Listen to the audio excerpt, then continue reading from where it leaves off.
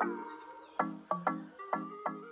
hey you guys, this is Glamazante and I'm back with another video. In today's video, I actually have students from my alma mater, University of Maryland Eastern Shore, you guys here to tell them about the fashion district, one of the biggest fashion districts ever, Los Angeles, California. So hey y'all. Hey.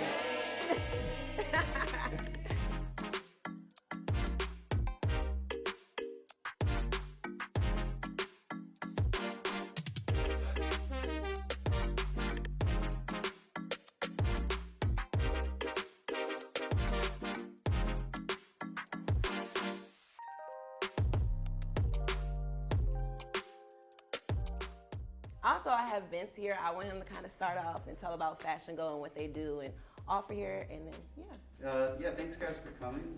We are like the B2B sort of fashion hub. We're like the Amazon of fashion. We connect wholesalers and retailers with boutique owners, manufacturers. We kind of connect everyone together. So say if you guys are, I don't know if you're designers or buyers or what part of the industry you want to get into, but we basically connect those and make a platform for people to buy and sell. And I didn't even tell you guys, so with me starting off with Fashion Go, so basically I started my store maybe about 2016, and I came down here, so it's basically like a wholesale district. You can go in there, purchase items, and then put them on your website, mark the prices up and things like that.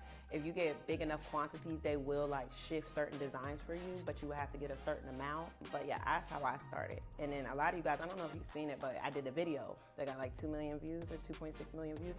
So that video happened from down here. But basically, it's so crazy how Fashion Go works because Vince is new. So I did this maybe like 2 years ago, and when I came down here, I remember that I went into like 38 stores. 38 stores, and I asked them, I was like, can I film you guys? Can I ask you questions just so I can inform my viewers about stuff? And everybody kept telling me no. And I only had 3 people that told me yes, and those 3 people that told me yes are the same 3 people we're gonna see today, and that's what made that video hit 2.6 million views. So it's one of them things where you get so many no's, but if you just get that yes, it's gonna work out for you and everything change. And after that, I had so many people just emailing me like, oh my God, can you come down and interview our store?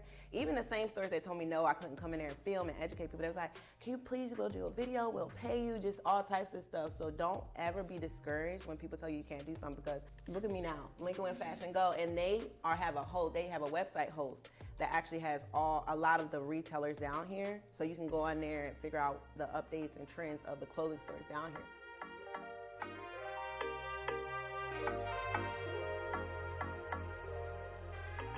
So first starting off, I'm gonna take them to their first stop, the first boutique, one of my favorites, TRESSER. I love them because they're really trendy and it's very easy and versatile with their clothing, and it sells good in stores. So let's go.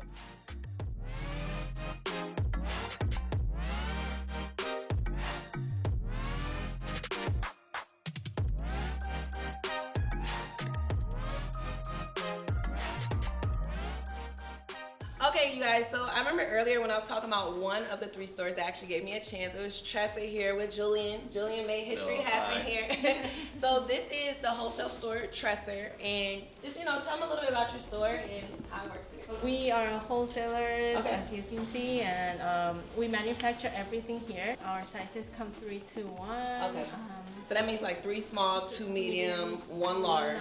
Yeah, fluctuate. And yeah, we develop everything here. We have a design team upstairs, and here's where we help our customers. Perfect. We have our warehouse, like cut metal in here. Okay, yeah, where you make all the clothes that bring here. Everything. Wow, you do? Yeah, we have all the sewing team. So yeah, we do everything here. Everything's domestic, and yeah, we try to have like the latest as fast as possible. So if there's any styles that we think it's gonna be popular, we can have it within 2-3 weeks because we're domestic. Things that we can't do like when we send to other overseas. So how much of one item would you guys kind of produce? It depends on how popular it is. If we think like this one style can be produced in many other colors, we can do I don't know, 1,000 pieces. Yeah, we can do 1,000 pieces. It really depends on how high the demand is for that one style. These retailers, they have to have ideas. They have to keep producing to sell to consumers. So I know personally it's a store down here that I had worked with before, and they was just like, what is something that's trendy? What is some ideas? Because with them, they have like at least 100, sometimes new styles a week. So after a while, you're gonna reach out and source out to other people like me, a designer, and I'm gonna tell you what to make, and then you're gonna make it to sell to people wholesale. So that's on the back end of doing like the design aesthetic. So that's where I kind of fit in some places as well. You guys know I got my new brand coming out, and that's just more cut and sew and stuff like that. So even if you are a designer, you can work with them on the back end with creating stuff for people to sell wholesale. You know what I mean? Because that's why sometimes you see a lot of brands, they're picking off Instagram or they're doing this and doing that. They need the ideas. They need the people that's coming with something. So that's where you could come in. It's all fashion. It's all tied in. It's like a cycle. So you could definitely fit in somewhere, even if it's not where you think it's gonna start. Oh, and they have a website host that actually has a lot of the retailers down here. So you can go on there and figure out the updates and trends of the clothing stores down here. So this is like the head honcho. You know what I mean? And I don't really have to do the groundwork, because even with me and Vince linking it, I'm like, can you reach out to a couple people? He's like, yeah, I got you. You know, so that was a little background on that. Back then they were hesitant. They're like, no. Very But scared. now they're like, get over here. Everybody was scared because before in the wholesale district, it was like a secret. Like nobody, even with me when I first came down here, I thought that every clothing store I seen, they actually made their clothes. Like I literally thought they were sewing and stuff in the back end, but they're not. Everything just is inside the store, and you go purchase and buy and mark it up. So that's why sometimes you will see boutiques have the same thing, or, you know, because they have stores that they favorite down here. And the same stores that I was purchasing in is the same stores that Fashion Nova was purchasing in. Pretty Little Thing. They all come down here. So when we go out there, you guys will see certain tags that might be familiar, because those big brands are coming down here with their team, and they're picking, okay, should this be sold in our store? Should this not be sold in our store? So it's really not that, I mean, it's extravagant, but it's not that crazy far-fetched for y'all to be able to do the same thing, you know? It's just about, everything is the same. It's about marketing. It's about how you're gonna promote things and how you're gonna show up in your brand, because y'all all kind of selling the same thing. And then you have to, out here you guys are gonna see, it's so many stores, and you have to pick through and be strategic of what pieces make your store up if you wanted to do a wholesale store. Even with the accessories down here, the shoes are down here, all those kinds of things as well.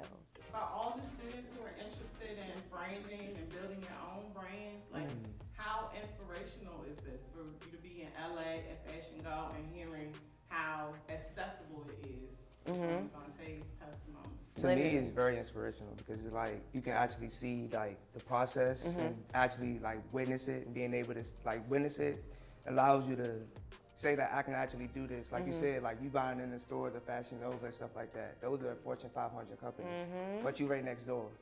So now you might not be there today, but you're gonna be there one day. Exactly. It's just about your motivation and how you're gonna move forward. And like I said, just never giving up, because at one point when I came down here, it was literally me, my assistant, and my videographer. And now you guys see we're in this whole studio and just in the fashion district. And a lot of people know me. When I go out here, some people be like, oh my God, I seen your video. Oh my God, this, you know. But it's a blessing, because you know you never would think that, especially. But like you said, a lot of people were scared, but now a lot of people want to market that, because it's popular to be like a boutique owner or accessory owner or just have a business. So a lot of people do now want that promotion. And even with Fashion Go, they do a lot of promotional things on their website and their Instagram. So y'all should definitely check it out. But it's cool how, you know, everybody's colliding now. How often do you change the showroom inventory? Every day. So you come here this week, next week it's gonna be a different They sell fast. showroom. Every day we have new styles. And what it really makes us stand from other business is that we do everything domestically ourselves. So we are basically a vertically integrated company. So our quality, we can control our quality, quantity, timing. Wow. So yeah, that's the difference, and that's what help us grow during all this time. Plus your video. Oh, yeah. You heard that? Let's that video. I'm telling y'all. So personally, do you guys like study trends yourself? Because I know you say you do a lot of things like in-house. So do you keep up with those trends yourself, or do you have like somebody you designate that task to? Like, Yeah, we have a team upstairs. They do the research. We do all the forecast trends, and but we always try to like find what we think our customers like, because if we hire other people, they really don't know like Yeah. what, they're not here, you know. And we are like one-to-one with our customers, so we know like what they like, and that's why we have our team. And it's fast. Fast, When you're yeah. doing stuff that fast, you gotta have it in house. Otherwise, it's like I can't call you, and you know, it's just too much. When you bought stuff, have you like broke a trend in the wholesale? Like maybe you bought something early and you was like, that's gonna be something nice, and then you sold it, and then Yeah, and it's crazy. Okay, so let me tell y'all, this is pretty crazy. So with me, when I did something on trend, it was not even closed. It wasn't closed. So with this district, you can buy accessories, purses, masks, anything, right? So my kind of big breakthrough was when the pandemic first hit. When the pandemic first hit, I was shopping for jewelry and I was shopping for purses. So I was in this accessory store. And when I went inside of there, I seen it was masks. And at that time, everybody was like, it's a mask mandate, it's a mask mandate, you know, and they had to wear masks. So I was like, I seen the masks and it was like 10 of them. Like it was a whole box, but I seen 10 in a pack and I was like, let me go ahead and buy this. So I went and bought them and I put them on my website, just putting them up there to see what was gonna happen. I was like, I'm gonna just sell them for $1 a piece, like it's no big deal. And they sold out in like 30 seconds. And I was like, what? So then I was like, I knew it was a box there, but at the time I was in my car driving, so I was like, let me just put more up there. I put 100 more up there, and they sold out. And that was my first 6-figure month from selling masks. So that's why I said my breakthrough with the kind of trend was that I was before everybody, because everybody wanted masks, but they didn't know where to get them. And I went to Julia Accessories, bought the masks, and then I put them on my website. And then another way, it's about marketing. Like I said, that was my first 6-figure month, and that made me realize, okay, I can pretty much sell water to a fish. It's just about how I do it. You know, so, okay, take in consideration what you're selling and how you're selling it. Because even if you guys aren't doing wholesale or whatever, it's all about the marketing and how you present it. Because I could sell something, she could sell something the same way, but what's gonna make you buy it from me instead of her? I want to know, do you have like an expertise in something? It's like you mass produce all of your styles, but if someone, just say fur was trendy, like could you do fur? If faux leather was trending, like faux leather leggings, could you do that? Like sequins, like do you do it all, or do you just stay in one area based on the fabrication? If it's trending, we always try to, like, if we are not sure like how the material works, we always try to research and like be on trend instead of like avoiding it. And yeah, so we try to do whatever we can, whatever sources we have, because there is a lot of fabrics that we don't have in the US that it's only outsourced. But we always try to be on trend using what we have. Okay, I get what you're saying. So for example, if it was a leather dress in a certain shape, you guys would do it in spandex because that would be the same shape, but maybe not leather. Yeah. That makes sense? Okay. Yeah. Yeah. What's your biggest source you guys use for trend information? Like, what do you think is the most like telling? Social media. Okay. Yeah, these days it's social media, runways, that's where all new styles. And yeah, we see something in the runway when we have it in our showroom 3 weeks. Sometimes we are too fast. People are not used to see it, and we have to wait until they're Yeah, the and trend so, was- that's process to people like you. And you know, a lot of people follows you and they see you wearing it, and then they say, oh, maybe I need it. And we gotta wait a little bit until that happens. Right. Oh, yeah. I told you, sometimes they're a little too fast, and then it's like they're ahead. So if you stay up on a trend and you ask me like, where'd you see this? Why is this popping? Oh, this was on the runway, this, that, and this, that. Like, okay, I need to get 100 of these. You know what I mean? So that's kind of how that works. Exactly. Like when buying from like the market and things like that, how do you set yourself apart from everybody else? The pieces I pick, I feel like a big thing with me, with my websites and things, are my creative direction. I do a lot of things that some stores don't do that are like on a smaller scale. I do a lot of like commercials. I like doing those kind of things. I think my photo shoots are more interactive. Like I'll do like a pink house shoot, or I'll do one like where it's like a underwater type thing. Like I do those type of shoots, and I feel like that's something that isn't really seen in like independent stores when I was doing my boutique. So I think it's about my marketing and how I present it to people. Even when I did my cow collection, like I took my stuff on a ranch. with cows and horses, and we out there riding and stuff like that. So those kind of things make people be like, oh my God, like, You're giving like real life. yeah, like I'm giving you a vibe. I'm selling you an image. I'm selling you a story. I'm not really selling you clothes. Like, you see the clothes there, but I want to sell you a story, because that's ultimately what's gonna make you purchase. Not really the clothes. You can get clothes anywhere. I do have a question. Okay. How do you find that common denominator? Like, when you're buying pieces, say something sells out quick and you buy another thing and it doesn't sell as fast. Like, how do you find that common denominator to know how much exactly to purchase? So you. Okay, so that can vary, and a lot of times that's the communication between me and the vendors. I'll say, hey, how did this sell out? They'll say it. They'll be like, oh, this sold fast, this sold fast. So I'll be like, okay, let me double the quantity. So something I normally would get like 100 of, I'll get like 200 of. Or if it's 50 of it, if they have that left, I'll just get 50 of it. But I'll double it up. But most starting off, I have like a basis. I know before with me, first starting off, because I have such a big following, I will start with like 20. And then I build up to like, okay, after a couple weeks, I see that 20 is selling out pretty good. So then I'll go to like 60 and just keep going up. And when you go out here, they sell it certain ways. They sell it like too small, too medium, too large. So a lot of times what would happen is I would have a lot of larges sell out and mediums, but my smalls would be there because nobody was small that's purchasing from me, you know? So then a lot of times I have smalls that would go on sale. So, I mean, it would vary, but if you stay on trend and if you see like Jada Wade and all them people wearing stuff and it's popping, you're gonna be like, people gonna buy this, I need to, you know, rack up. But sometimes you could purchase it, and then if you put it on the website, that's why it's prompt to get it on there fast, because if you get on there fast, then you be like, okay, this sold out, or I'm selling 3 in this hour, then I can hit them up, be like, okay, I need more, and I'll pay now and come pick it up tomorrow. But if you wait 2 weeks, they're not selling it no more, and you can't re-up nothing, you know? So it's about, that's why I said it was that fast turnover. It was a lot for me. And then with my customers, they didn't want to see nobody that wasn't me. They didn't want to see me. If I didn't have it on, they didn't want to purchase it. So that was like really a struggle too, because they was like, oh my God, we're so used to your body and your trial hauls from YouTube.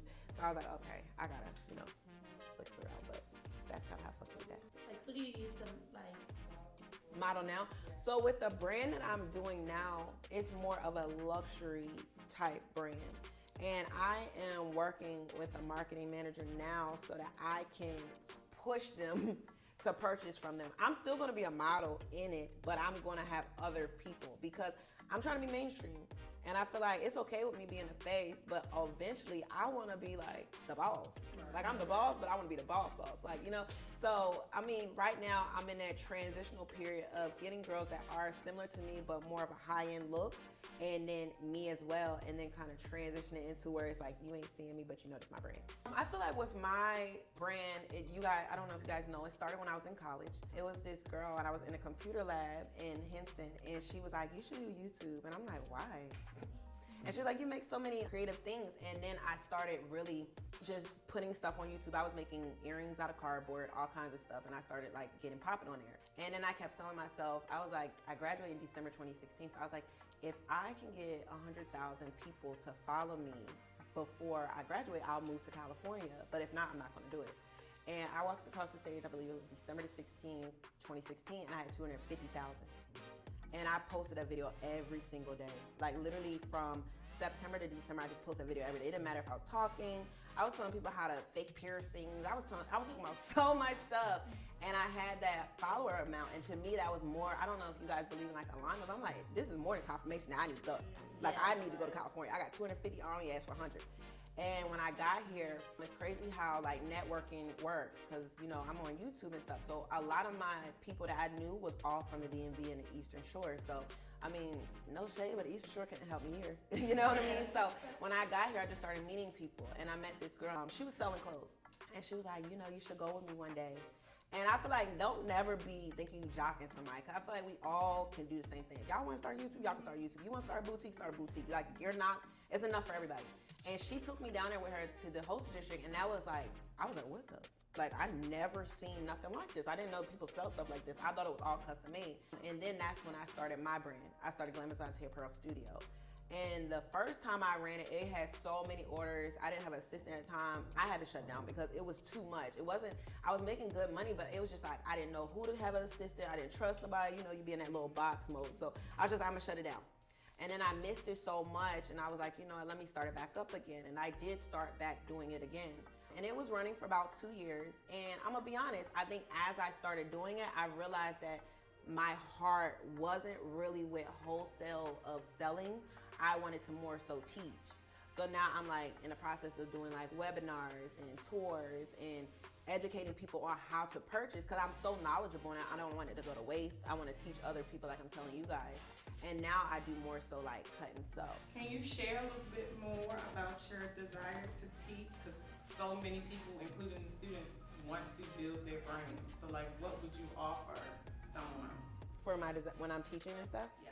So with me working on like my new teaching thing, I'm just basically taking people on tours, taking them to vendors to meet with them face to face and letting them get that, you know, connection with them, so you guys can talk to them on the phone, you can see their product, you know what type of quality they're selling and stuff like that. I'm also teaching on the back end of how to sell, how to market, and taking my mistakes and basically so y'all don't have to do it, and pretty much you can utilize it and start a business. I'm giving you the blueprint of how I was so successful so that you guys can pretty much do the same thing. And then it's a mentorship. So you guys can call me, text me, and stuff like that, and I'll answer questions, you know, if you have, because most of us, I mean, we could Google, but you know, it's kind of pretty vague. It's the same thing.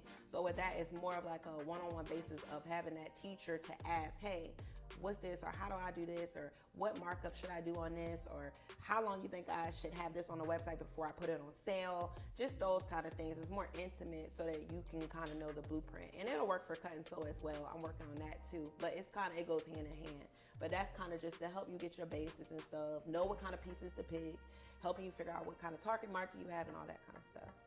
You were talking about like finding pieces in the fashion district. I just wanted to know what makes a piece kind of like stand out to you, like when you're wholesaling. What would make you feel like, okay, I want to buy this? And also, I guess when you noticed that your heart wasn't in like wholesaling, how did you navigate your way back to cut and sew and feel like, you know, this is where I want to be? Like this is the kind of design I want to be. So with me, I look at my target market. My target market are girls that look like me. They're normally African American girls. They're very thick. They're very like on trend, and they also they kind of like to be a little revealing. You know, so with me, when I purchase clothes, I'm gonna make sure it's stretchy. I'm gonna look at it and make sure that when I do stretch it, it doesn't fade in color. You know what I mean? I'm gonna make sure, I'm not tall, but I'm not short, but I make sure that when I have a pant, it goes all the way down. You know, because when you go in these places, you can't try the stuff on, so it's kind of like very visual. So I have to just make sure the quality is right, the color is right. And then a lot of times they want you to be a repeat customer. I can ask them, hey, what's selling good? And then I can say, what color is selling good? And then I'll get that and I'll sell out. Most time black always sells, but with me, I like to keep like pops of color. But they'll help you because ultimately if they're helping you, you're helping them. You're making them money, you're gonna repeat. Because if I buy something from somebody and it ends up being like bad quality, I'm not gonna go back to them anymore. You know what I mean? Or if I buy something and it's not selling, like even if I'm over there looking on the rack and something not selling, they'll be like, oh no, don't come back over here. You know what I mean? So they'll help you with that. So my question was, how important is it to reinvest, like, from profits that you make from selling the clothes? And then, like, do you have percentages that you already automatically think of after you sell the clothes? Okay, so it's very important to reinvest because this is your baby. If you don't put money into it, it's not gonna flourish. With me, it's so crazy. Y'all gonna think that I'm nuts, but I have other streams of income. So I don't take the money that I was making from my boutique, I didn't take that money and buy it. I didn't buy my G-Wagon with that. Like I didn't buy my bust down Rolex with that. I didn't buy those things with that. I literally put that money back into my business. I paid my assistant, I paid my overhead at my studio, and I bought more inventory. And I put money into my videographers. I just kept putting money into it because I don't know if y'all like me, but if the money there, I'ma spend it. So I was like, you know, let me just leave this over here, and that just kept flourishing, that money kept flourishing, and it just kept growing. I mean, ultimately, a lot of business owners don't do that, but with me, I was fortunate to do that because I have other streams of income. And as far as my percentage, it just depends on the piece. You have to think of what your target market is and your customer and how much they want to pay and how much you're going to put it up for. So you can't have like $20 shirts on here and then come out of nowhere with like a $150 dress. Like, I mean, if you are, it got to be a birthday dress, you got to present it a certain way. It can't just be like, you know, it got to ratio out. So sometimes when I would get things, I would mark it up like 300%. And then sometimes when I would get things, I would do it accordingly of what would be equivalent to my clothes already on the site, if that makes sense. How do you repurpose the things that don't sell well? Okay, so a thing that is really popular, I actually did a video on this. was that with the wholesale district, they sell so many things that often some stores down here will, on Saturday morning, you have to get up about 5 a.m. and it'll be, you can buy something in here, it'll maybe be like broken packages, broken packs. So for example, they sell 3 small, 2 medium, 1 large, but you have to buy a minimum of 6. On Saturday, you could buy 1, you could buy 2, you can buy 3. You don't have a wholesale license, but they can sell it for $5, $10, like literally $3. The clothes will be marked down, you know what I mean? But that's from inventory that's broken packs that they don't have. So Saturday, but it went, if you have like with my business, it was too many pieces that I needed. I wasn't able to do that. If I was gonna come on Saturday morning, it's more so like I wanna buy this shirt just for myself instead of buying it for like $6. But they'll have clothes out there for $1, $2. It's crazy. It'll be real cheap. So we are going to go upstairs and see their design studio. But since they have competitors with everybody, we're not gonna film on the inside. So don't bring your phone, don't pull your phones out, don't take no pictures, no photos, because if you post this and they see this, then another brand, and you be crazy, they really search. Even with me, I have a too big of a following to post their inside, because what's happening is they're trying to stay ahead.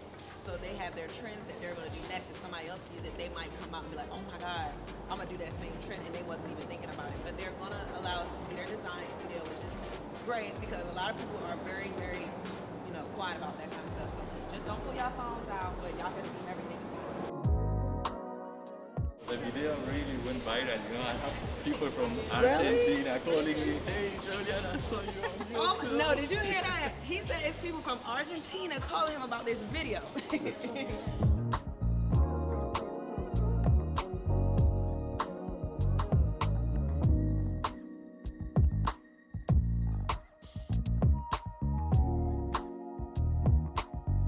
Okay, you guys, so TRESSER is letting us see inside of the secret lab how they forecast things, how they cut out stuff, make their patterns, and sew them all in-house based in LA. So you definitely want to stay tuned, but y'all can't see what everybody else is seeing because it's top secret.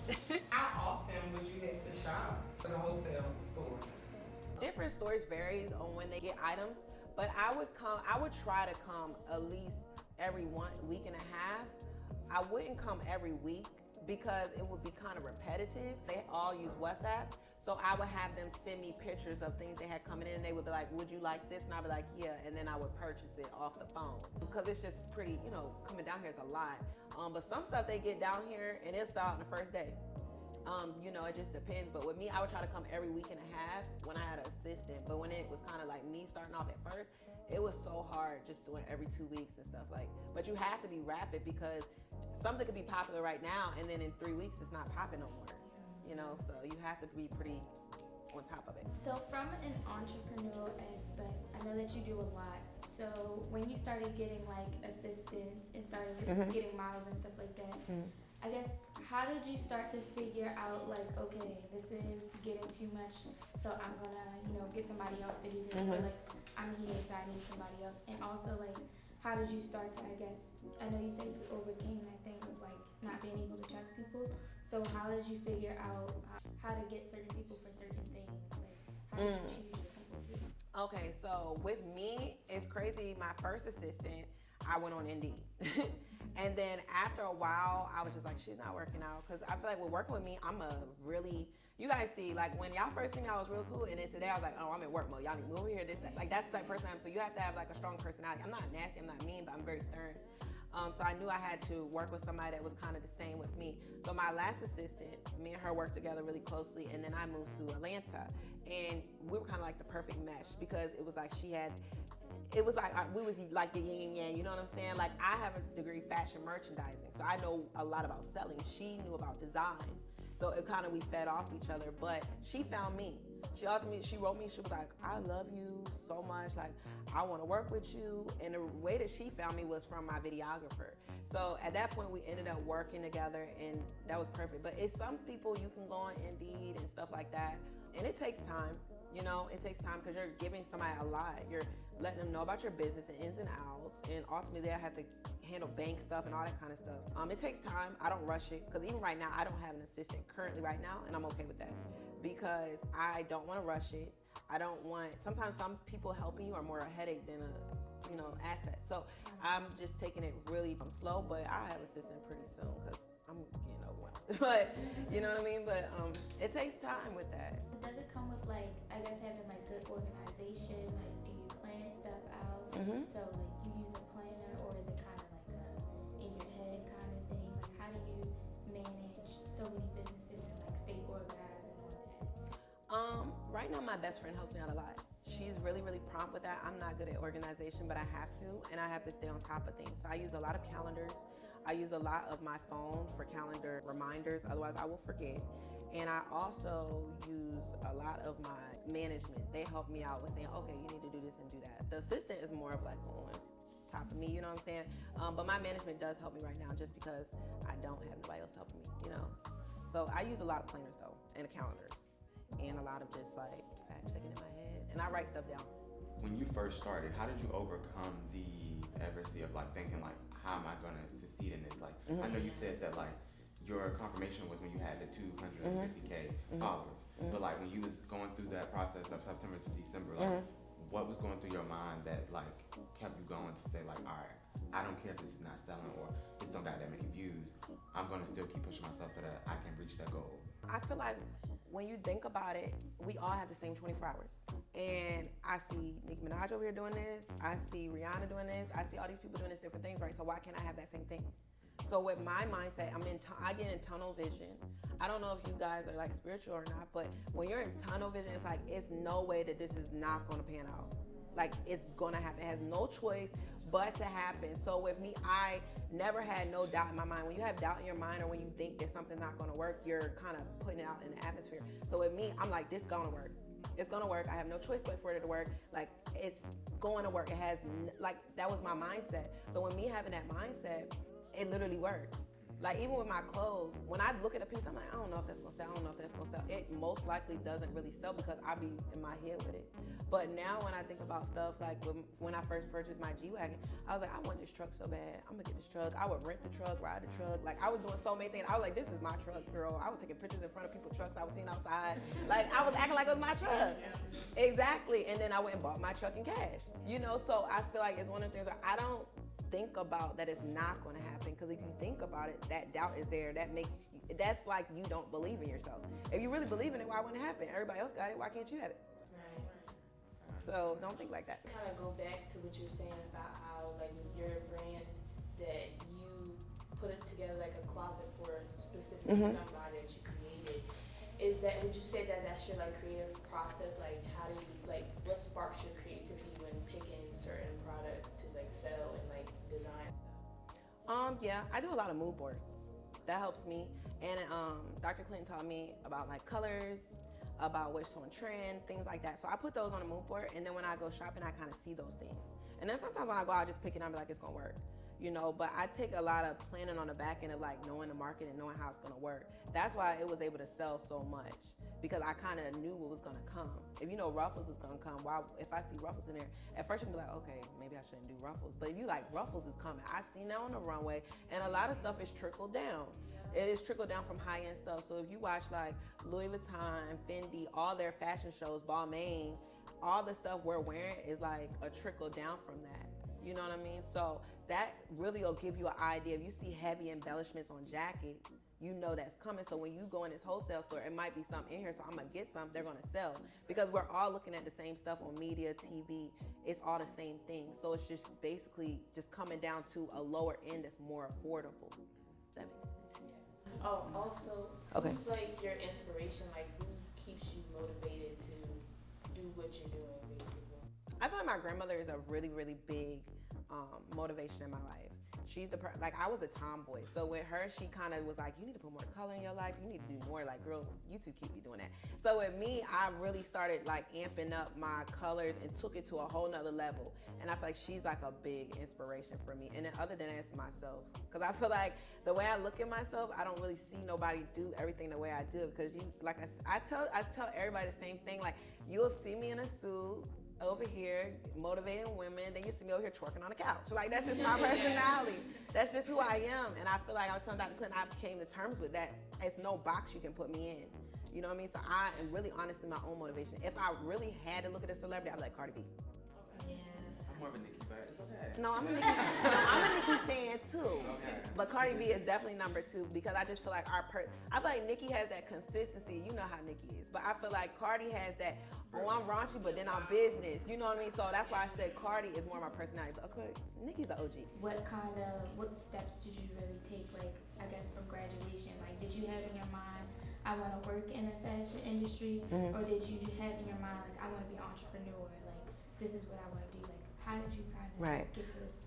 At first, I really wanted to just make money.